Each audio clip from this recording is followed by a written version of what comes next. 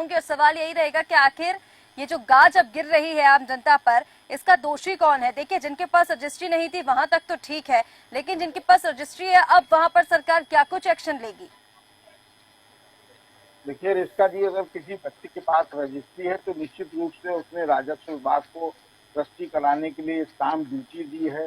सारी फॉर्मेलिटी जो सरकार के प्रति या जमीन खरीदने के प्रति होती है उनको पूरा किया है, सारी एनओसी होती है, उसके बाद रजिस्ट्री होती है। तो निश्चित रूप से जो विभाग अब इस पे 3D मैपिंग, चाहे एलडीए करा रहा हो, और एलडीए के 3D मैपिंग के बाद सिंचाई विभाग उनको नोटिस देगा, तो उस समय जब इनकी रजिस्ट्री हो रही थी तब सिंचाई विभाग और एलडीए कहाँ चला गया था?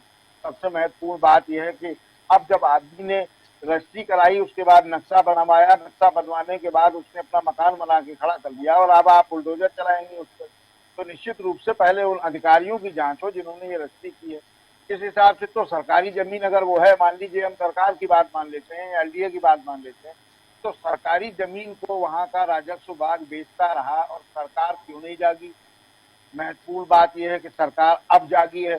जब अब 3D मैपिंग के माध्यम से सरकार केवल ये जानना चाहती है कि जो 3D मैपिंग बेसिकली हम अपने दर्शकों को बता दें, सैटेलाइट से होती है।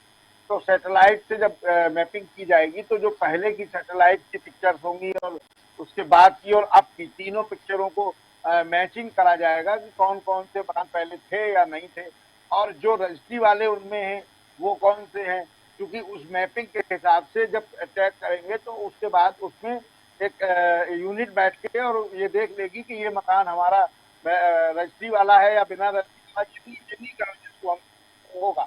तो निश्चित रूप से बड़ी दुख की बात है कि सरकार सोती रही, अमला सरकार का सोता रहा और राजस्व विभाग सरकारी जमीन के सौदेबाजी करता रहा और अपने घर बनता रहा। सरकार को भी उसने खजाना दिया।